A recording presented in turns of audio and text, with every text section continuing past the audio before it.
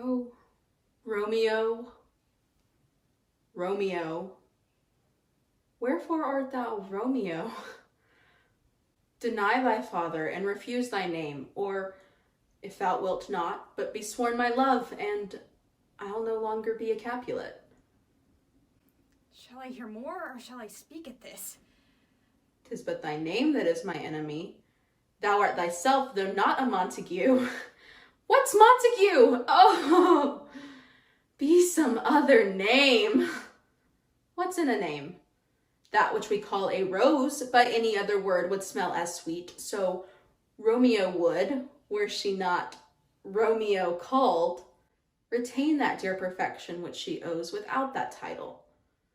Romeo, doff thy name, and for that name which is no part of thee, take on myself.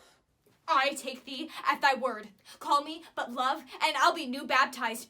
Henceforth, I never will be Romeo. Who art thou that thus bescreened in the night so stumblest on my counsel? My name, dear saint, is hateful to myself because it is an enemy to thee. My ears have not yet drunk 100 words of that tongue's uttering, yet I know the sound. Art thou not Romeo and a Montague? Neither, fair maid, if either thee dislike. How camest thou hither? Tell me, and wherefore? The orchard walls are high and hard to climb, and the place death, considering who thou art, if any of my kinsmen do find thee here. What love can do that dares love attempt? Therefore thy kinsmen are no stop to me. If they do see thee, they will murder thee. Alack, there lies more peril in thine eye than 20 of their swords. Look thou but sweet, and I am proof against their enmity. I would not for the world that they saw thee here. I have night's cloak to hide me from their eyes. And but thou love me? Let them find me here. My life were better ended by their hate than death prorogued wanting of thy love. Thou knowest the mask of night is on my face, else would a maiden's blush bepaint my cheek for that which thou hast heard me speak tonight. Dost thou love me? I know thou wilt say aye, and I will take thy word. Yet if thou swearest, thou mayest prove false. Or, if thou thinkest I am too quickly won, I'll frown and be perverse and say thee nay, so thou wilt woo. But else, not for the world. In truth, dear Montague, I am too fond. But trust me, gentle, I'll prove more true than those who have coined to be strange. Lady, by yonder blessed moon, I vow that it sips with silver all these fruit treetops. Oh, swear not by the moon, that inconstant moon who monthly changes in her circle orb, lest that thy love prove likewise variable. What shall I swear by? Well, do not swear at all. Or, if thou wilt, swear by thy gracious self, which is the god of my idolatry, and I'll believe thee. If my heart's dear love. Well, do not swear. Although I joy in thee, I have no joy in this contract tonight. It is too rash, too unadvised, too sudden, too like the lightning, which doth cease to be ere one can say it lightens. Sweet. Good night. Oh, wilt thou leave me so unsatisfied? What satisfaction canst thou have tonight? The exchange of thy love's faithful vow for mine. But I gave it to thee before thou didst request it, and yet I would it were to give again. Wouldst thou withdraw it? For what purpose, love? But to be frank, and give it thee again. And yet I wish for the thing that I have. My bounty is as boundless as the sea. My love is deep. The more I give to thee, the more I have. For both are infinite. I hear some noise within. Dear love, adieu.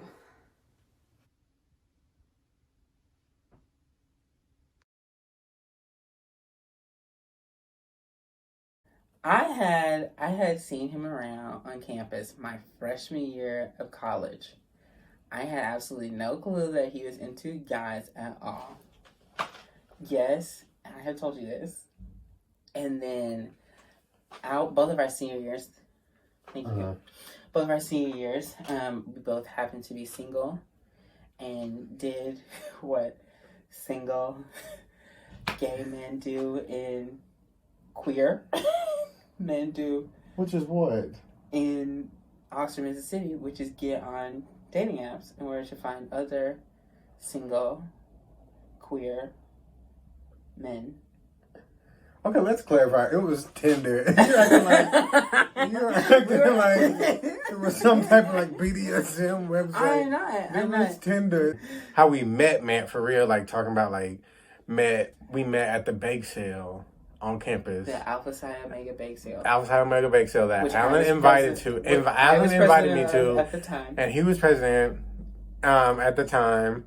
And why did you have to throw that in there? I just wanted to.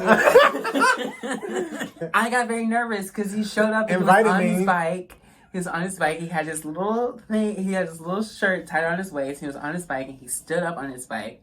And I saw him down Business Row as he was riding his bike. And I stopped and I was like, he looks like Superman. I think our first initial like actual meeting. No, this is not talking about first date. This is talking about how do we meet and where do we meet. Sure. And that's meeting. Sure. Because the dates are blurry. The dates aren't blurry for me. I remember every second. I really love like your energy, and like your presence. Like you really like fill the room and like the space that you're in, like with like your energy, and it's just like always like very like fun and like light and positive, and very like pushing, but like in like a nurturing way, which I really really love. That's your favorite thing? One of them. I'm being for real. But like you allow me to like step back from like the serious, and like this is something I like have really admired and loved about you from like the very beginning, is that like you always make time for joy, and you like make very intentional spaces for joy.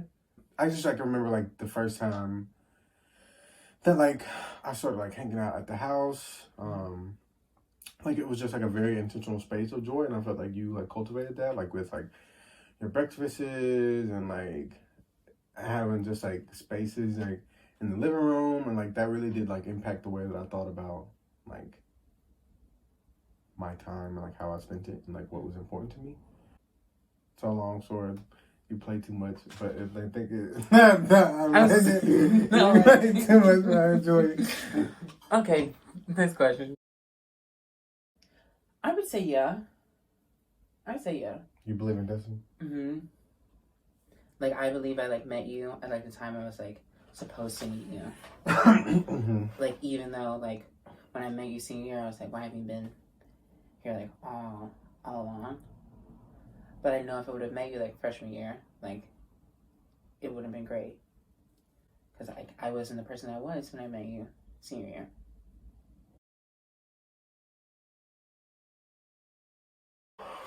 Distance, remaining like an independent like person while also like still like cultivating like the relationship. Love is like continuously like a choice and like an action that has to be like cultivated. And yeah, I mean that's just like it's not. I mean, it's easy, right? Like, it's easy to love you, but it's also, like, difficult and, like, a very, like, strenuous, like, mental thing to have to, like, think about, like, a relationship and how we are in a relationship, and think about me and am I growing in a relationship and how is our relationship going? Like, how is everything going? And, like, continuously, like, checking in. Like, that's, like, a mental strain. And, like, it can be fun, but still be, like, hard, you know? It's like work, but it doesn't feel like work. Yeah.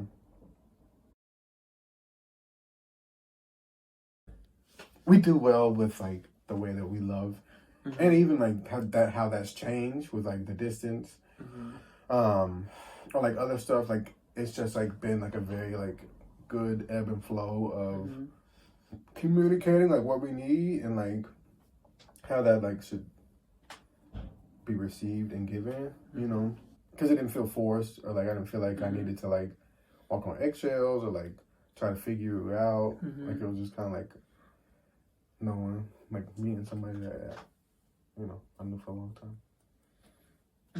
You know? It's very easy to travel with you.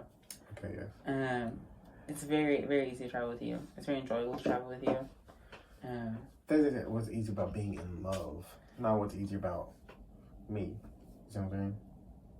That's these are all facets that make it easy to love you. But that's not the question. What's easy about being in love? Not what do I do that makes it easy to love me? What's easy about being in love? Like, why do you like being in love? That's the question. Because it's with you. Wow. That's good. That's good. Okay. Yeah.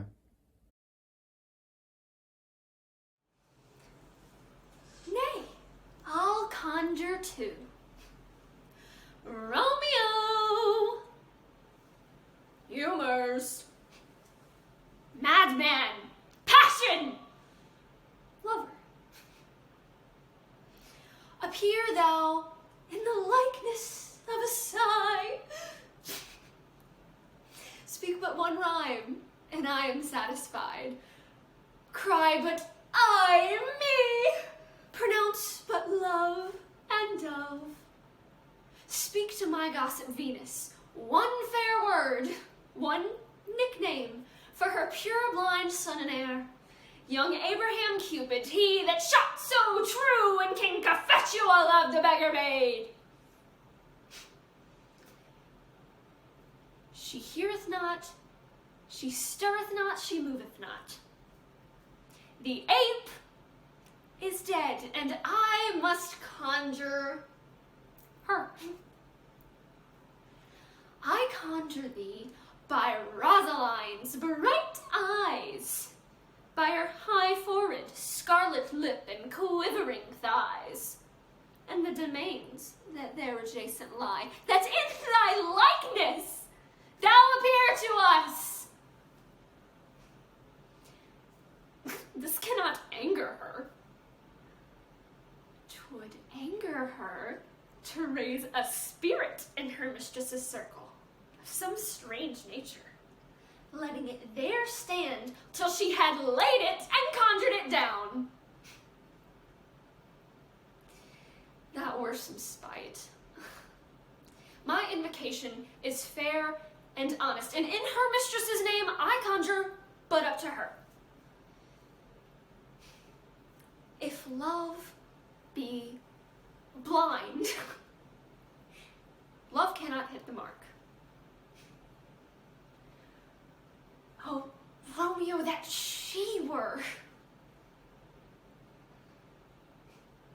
Oh, that she were?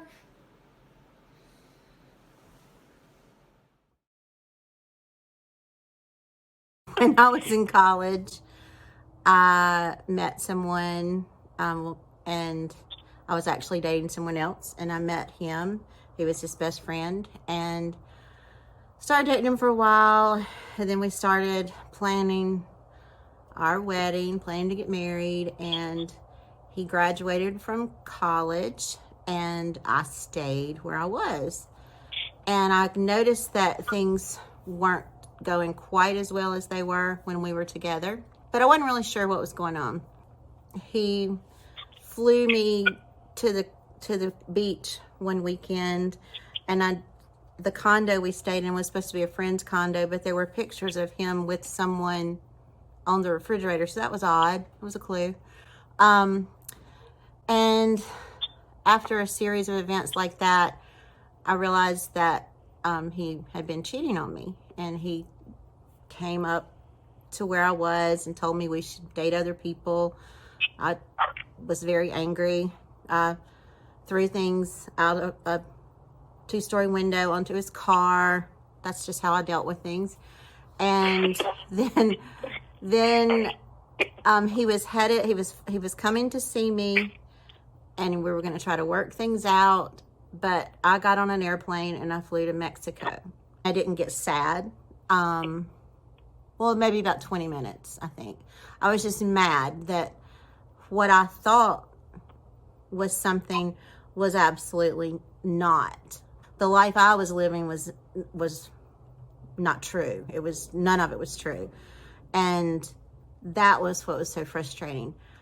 But quickly, I rebounded and found myself first. He did not reciprocate my love, nor his first, second, or third wife. So it kind of worked itself out.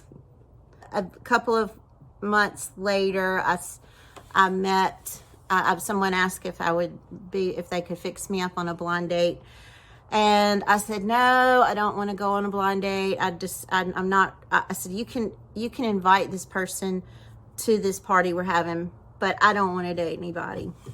And this person said to the same people, said, I just graduated from college. I don't want to date anybody. I don't want to do this, but I'll come to the party as long as it's not a date.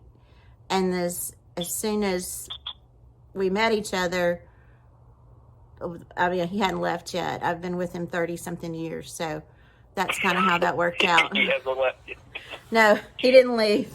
He never left. He's been with us almost 31 years. That would be my husband, and that's kind of how that worked out.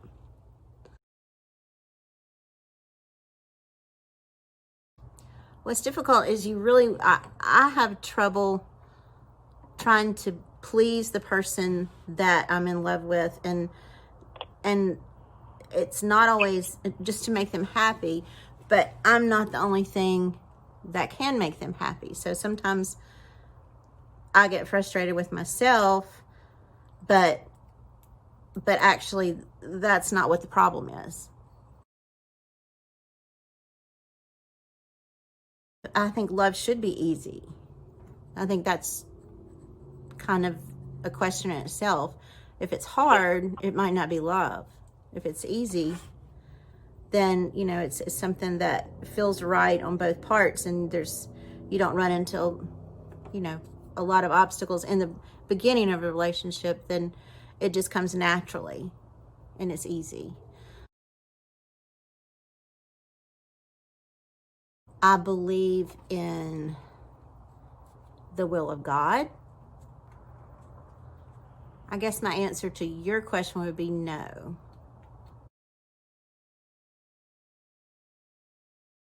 Well, it sucks. You put so much work into something and it's just not reciprocated and you feel unworthy, basically. But I think you have to first learn to love yourself, and then that makes it easier if somebody's love isn't returned.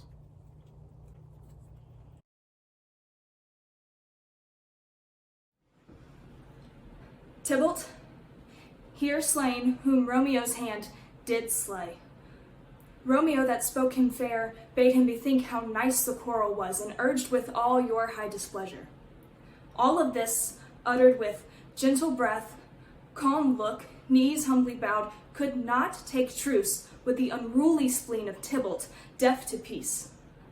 But that he tilts with piercing steel at bold Mercutio's breast, who all as hot turns deadly point to point, and with a martial scorn, with one hand beats cold death aside, and with the other sends it back to Tybalt, whose dexterity retorts it.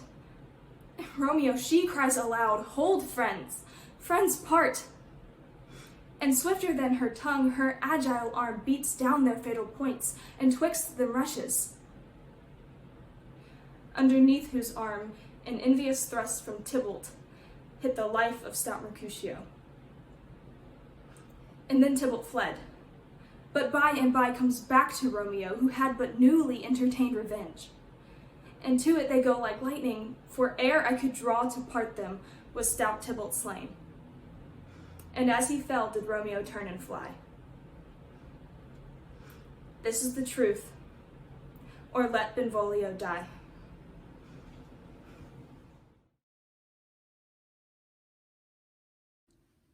My best friend and I met when we were 4, I think. Our older sisters were really good friends, and she was actually with her mom picking up her older sister from my house, and she walked into the bathroom and I was in the bathtub. And we've been friends ever since. When we were in about 7th grade, she told me that she had been self-harming. And at that time, I was really the only person that she had told. And I really didn't think much of it, even though I probably should have, but I was 12, 13.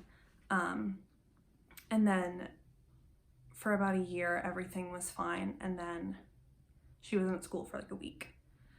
And that was the first time that she ever really had to go get help for anything. And I wasn't really sure what was happening. All through high school, I was sort of there when she was struggling with a lot of different things that I didn't really know how to deal with as like a young teenager. But I did the best that I could. We ended up going to the same school and we're really close friends in college. We still are.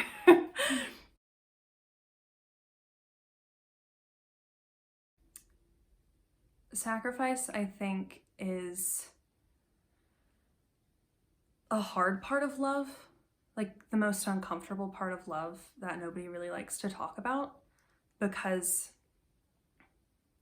you sort of feel like you're saying that, like, this was so hard for me, when it's infinitely harder for the person that you're there for. And it's also uncomfortable because you don't like really talking about how loving someone can affect you. But sacrifice is putting someone first, even when it gets really, really hard.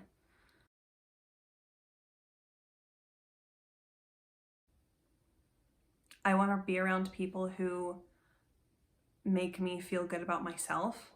And I think that that's something that I really strive to be as a friend.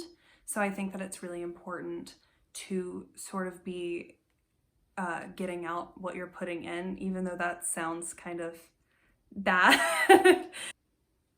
Somebody who will always support you, will always be there for you, no matter what. That's a friend.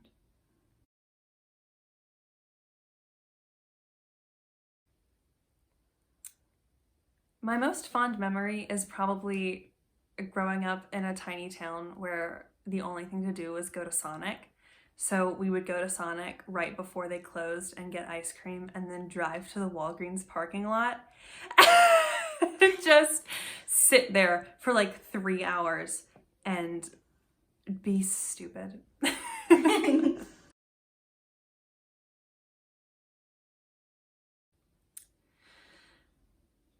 My most prominent memory is probably, we were in 9th grade, I think, and she sent me a message that said, I have a doctor's appointment on Friday, but until then I love you. And I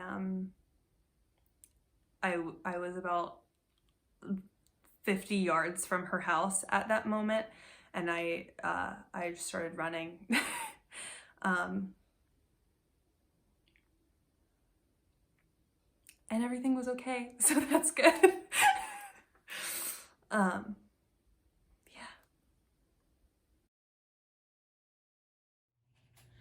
Hist! Romeo, hist! Oh, for a falconer's voice to lure this tassel gentle back again.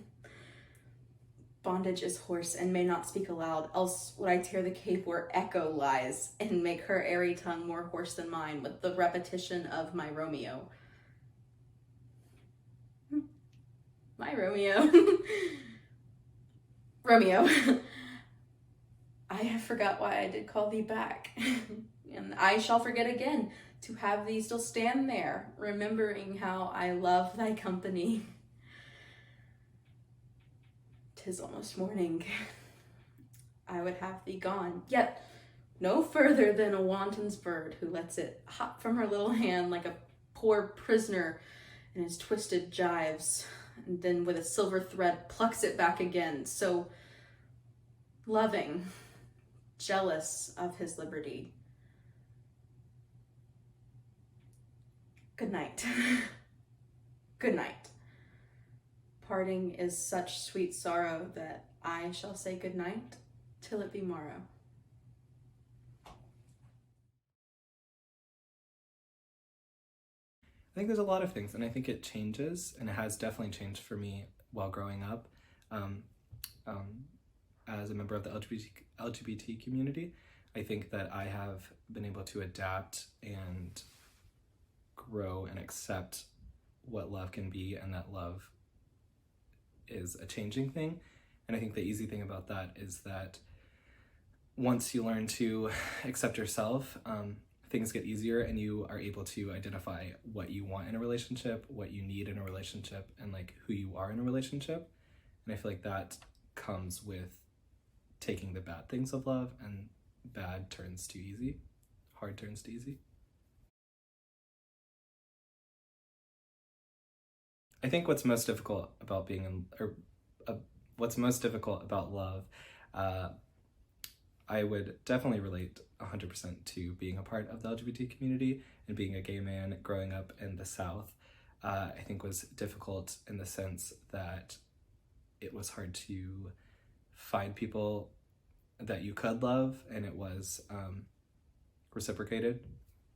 Because a lot of times, especially very young, I know that I loved or would like straight boys, just because you're just exploring and you're just growing up in that environment where you were starting to have those feelings, and you just see a cute boy and you're like, oh wow. But yeah, I would say the difficult thing about that though is that you don't know how to deal with it, and if you don't have people that can help you deal with it, you're just kind of flying off the seat of you're flying off the seat of your pants, and just kind of going for it, which is really scary when you're very young. And I was very young when I came out and started to deal with those things, so it was difficult to deal with, but I think now it has taught me how to adjust.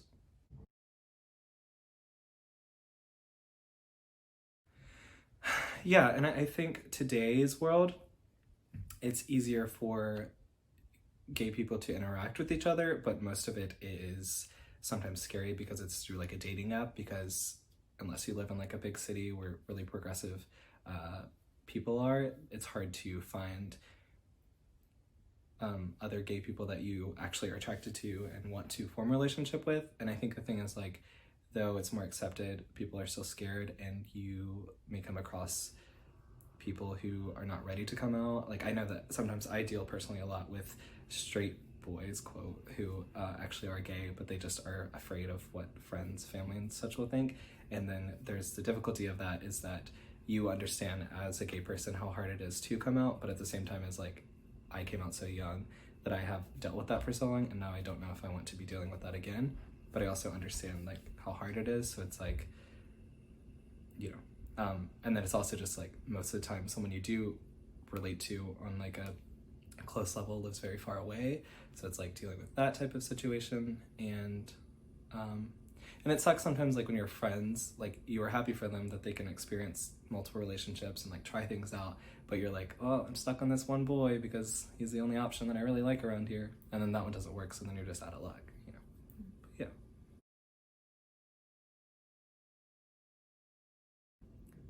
Simple answer, I think no, but a more convoluted answer, I would say that it sounds like astrology to me, in the sense that like things are connected by the universe. And astrology is always a weird thing for me because I'm definitely a Cancer, but I don't know how much I rely my actual life into that. But destiny, when I was younger, I used to say that I think you only ever truly love one person. And I don't know if I believe that anymore. I think there's forms and levels of love. And I think maybe you find like the person, or you can find, you may not, but you can find the person that is the person. But I don't know if that means that it was pre-written, and now pre-written stuff sounds scary to me. So no, I want a choice in the matter.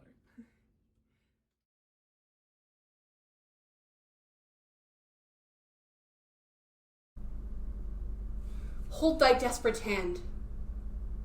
Art thou a man? Thy form cries thou art, thy tears are womanish, and thy wild act denotes the unseemly fury of a beast. Unseemly woman and a seeming man, and a seeming beast and seeming both. By my holy order, I thought thy disposition better tempered. Hast thou slain Tybalt? And wilt thou slay thyself and slay thy lady that in thy life lives by doing damned hate upon thyself? Why railest thou at thy birth?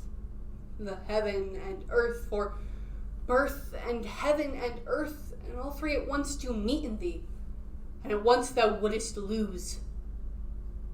Fie, fie, thou shamest thy shape, thy love, thy wit, and like a usurer aboundest in all usest in none, but for the true use at all, which should bedeck thy shape and love and wit. Thy noble shape is but a form of wax, digressing from the valor of man. Thy dear love sworn but hollow perjury, killing that love that thou hast vowed to cherish. And thy wit, ornament of shape and love misshapen in the conduct of them both. Thou hast forgot thine own defense.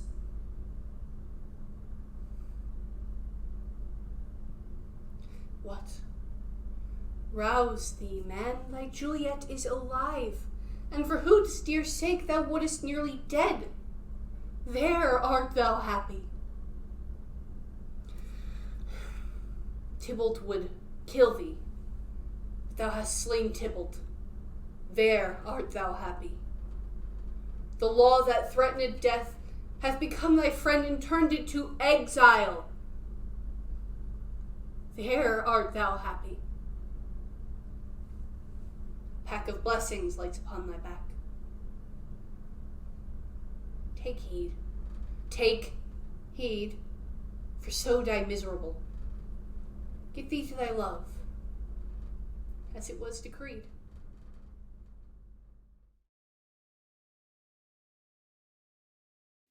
I feel like, particularly in stage combat, but really in general, I just want everybody that comes into the room to feel like they're already a badass. Am I allowed to say that? What's the age range for this video? Should I not say badass? No, I think it's all right. Okay. I think stage combat is an art form that it's really easy to feel like a badass. You know, if you're holding a sword or you're pretending that you're incredibly strong, but it's not doing anything that you didn't have going on already. Yeah, and even if we're working on a show or just in general, I feel like everybody is a badass. Everybody has that in them, and that's how I would like people to see themselves.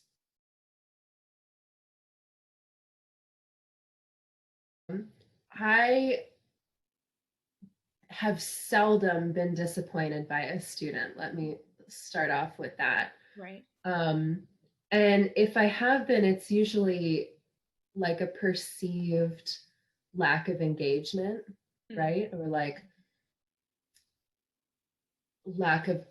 perceived lack of effort. But right off the bat, I think it's important, no matter what my knee-jerk reaction is, you never know what a student has going on in their life. It's not really my job to judge whether or not they're putting in their maximum effort, and particularly working with high school students or college students, that seems to be an age when a lot of life's big bads start happening. You know, you have your first crazy breakup, you have your first truly important family member pass away. That's the age when a lot of the crap starts piling on. So you know, you just never know. And that's true in life as well. You never know what other people have going on. And the behavior of other people very seldom has anything at all to do with you. So I think it's important to keep that in mind. And it's maybe something where I need to have a conversation with that person, but I'm much more likely to sort of take a step back and go, okay, what can I do to try to engage this student, to try to get them to want to be invested in the class?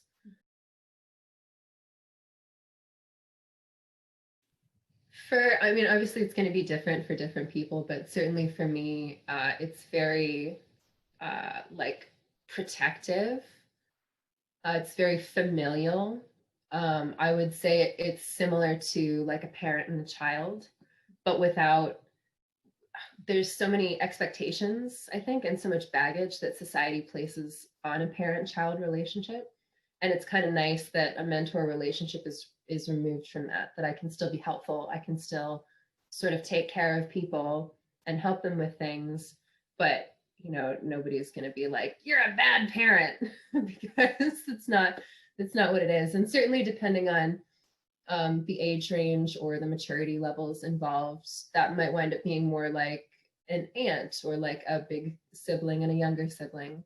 But it's definitely the quality of a family relationship for me. And I think it's really nice too, because particularly in theater or the arts in general, a lot of times our families really don't know what the hell we do, even if they are supportive. And to be perfectly blunt, a lot of us have families that aren't terribly supportive of us pursuing arts careers. I think it's very scary as a parent to hear that your child wants to pursue something that has so many question marks and so many uncertainties. So I get where that's coming from.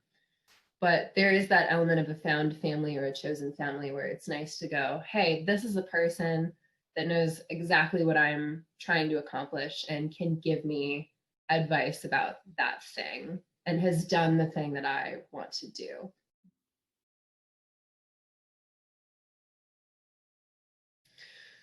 I, more than anything, really hope that people leave my classroom or leave my show or leave these interactions feeling like they can go out into the world and they can stand up for themselves. It's so prevalent in the theater that like, well, you're gonna have to make compromises if you want to make it. And that's a trash opinion, frankly. It's trash. I don't like it. Even if it was that way, even if it in some places is still that way, it doesn't have to be that way. And we have the ability and the power to change that. So it's really important to me still that people feel that they can have healthy boundaries and that they can stick to them and be fine and maintain a long career with, you know, good mental health. I would like to do my part to just make everyone feel safe and in control of their own boundaries all the time in whatever way I can.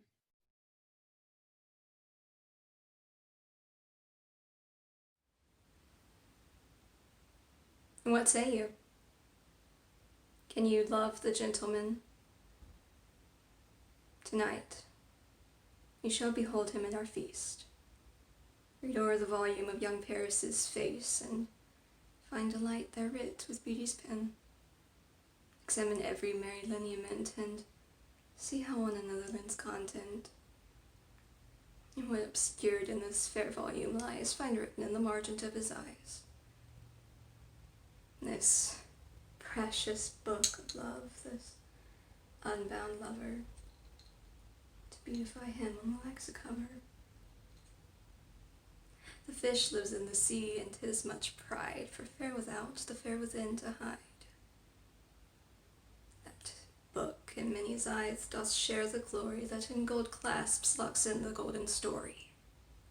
So shall you share all that he doth possess by having him, making yourself no less.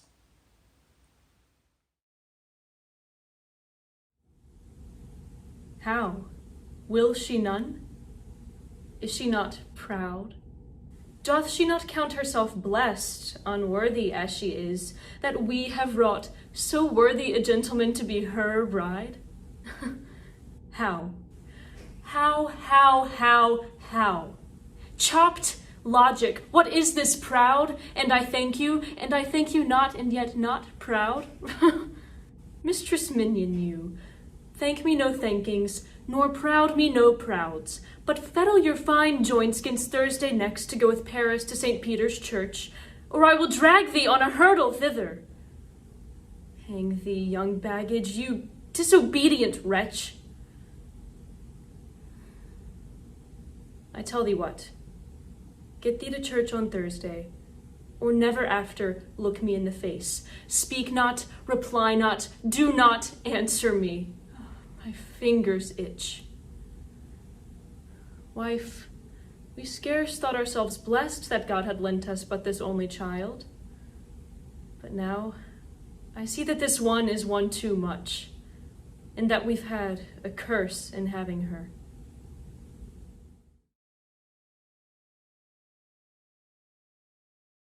Well, my dad did not belong to the generation of men, and probably some women, who believed that girls should go to college.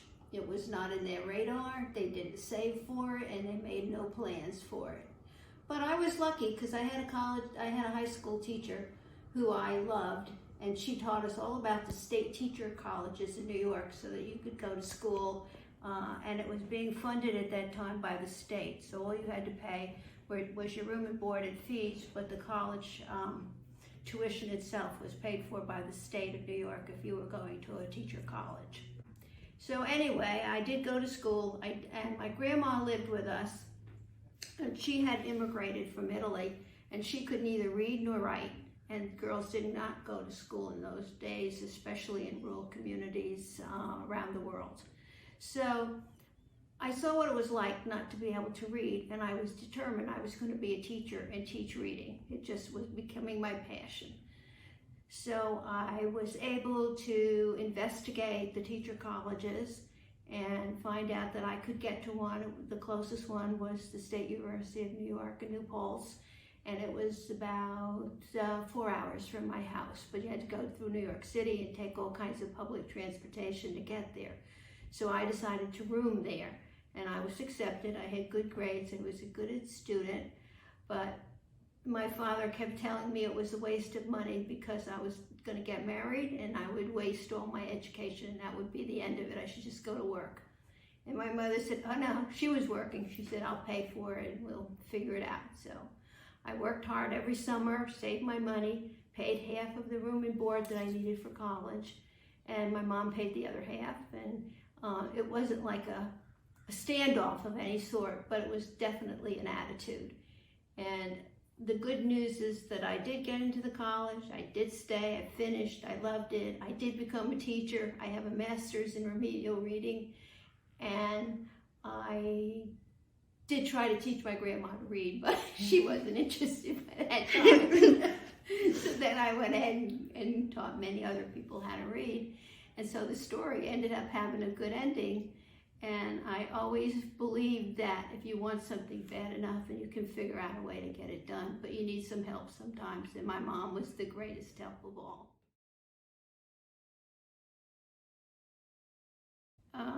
Probably if I'd had another personality, it would have been daunting, but I didn't care, so I kept pressing ahead because I knew my mom was going to be in front. And when I graduated, he was funny because he went and he said to all friends, my daughter just graduated from college and she has a job teaching. He was very proud.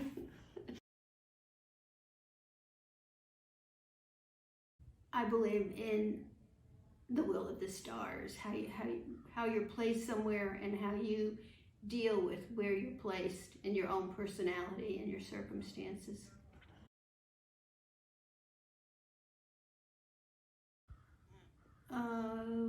Trying to be receptive to your partner's feelings, and even sometimes they're not yours, but you have to consider how another person views things and help them along or go with them sometimes.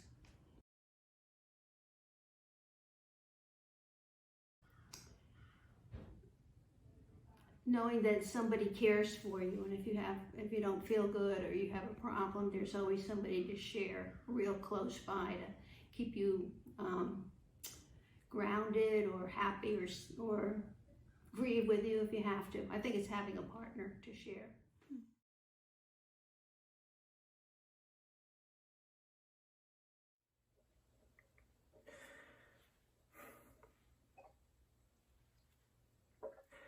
Faith, here it is. Romeo is banished, and all the world to nothing that she dares ne'er come back to challenge you, or if she do, it needs must be by stealth. Then, since the case so stands as now it doth, I think it best you married with the county. Oh, he's a lovely gentleman. Romeo's a dish-clout to him. An eagle, madam, hath not so keen, so quick, so fair an eye as Paris hath. Beshrew my very heart, I think you are happy in the second match, for it excels your first. Or if it did not, your first is dead. Or 'twere as good she were as living here, and you no use of her. I speak as from my heart, Juliet, and my soul too, or else beshrew them both.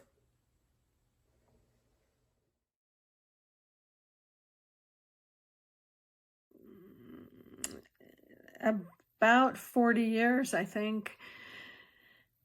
I've been teaching in the University of Mississippi for 25 years before I retired.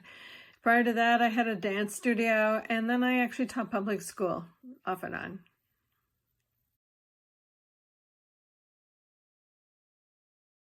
Of course. I do not have my own birth children, but I'd like to say that I have birthed quite a few young adults. The idea that of nurturing and guiding and helping them to discover who they are and how they fit, to me, is something that a parent often does. And therefore, yes, I am a parent. And I am proud of every single one of my students.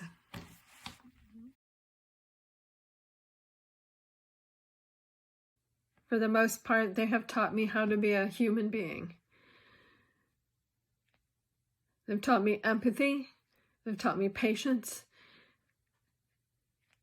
They've taught me I'm always learning. I've never stopped learning, and I learn from them. But most of all, they have taught me that the youth of today are our future, and I'm very excited about that future.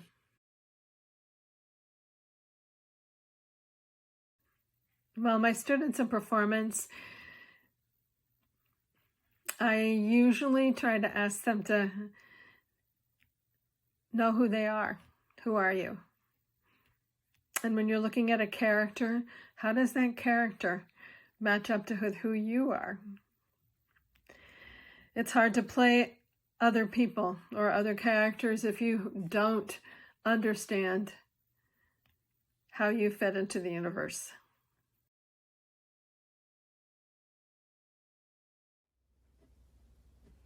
"'Tis torture and not mercy. Heaven is here where Juliet lives.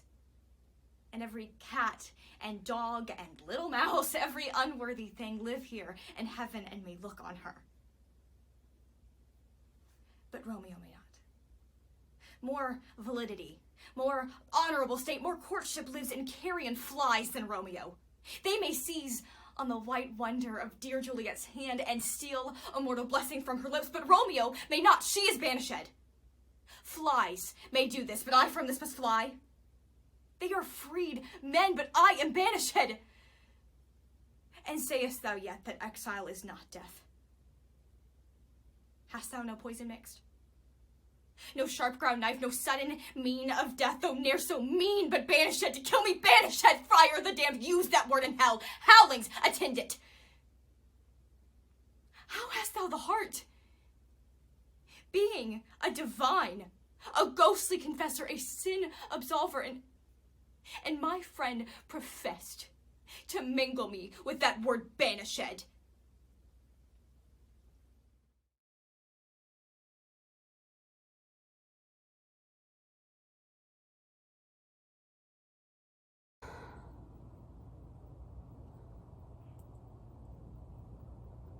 Is this one supposed to be easy? Ending on, the smallest question. I don't know. Yeah. I would say just generically that love is the desire to care and be cared for.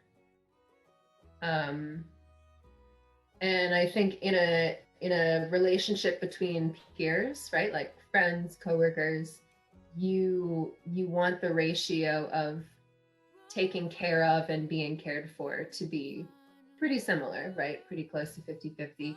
I would also say that love is something that is malleable and can be changed and can be lost and can be gained. And it's just something that you have to learn how to convey and grasp. And I think the only way that you can ever truly, really love and know what love is if you are comfortable with yourself and finding out that you do love yourself in some sense. Comfort, security, warmth, safety. Those words come into play. Yeah. Laughter, things like that. Yeah, I love Is that a good definition? I didn't make a sentence, but I gave you some words. If I just hear your voice, I'm oh, I love that. I'm reminded of my love for you and how deep it is.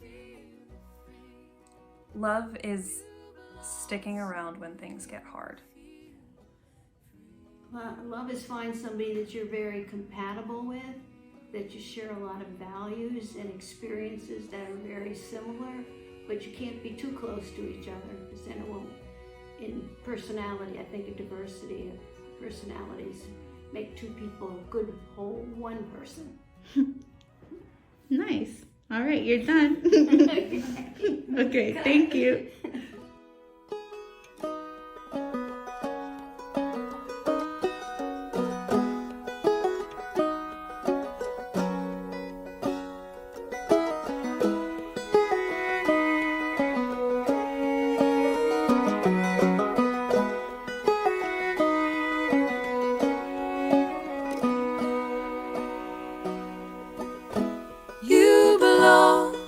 Among the wildflowers, you belong on a boat out at sea. Sail away, kill off the hours. You belong somewhere you feel free. Sail away, go find a lover. Go away somewhere brand new. I see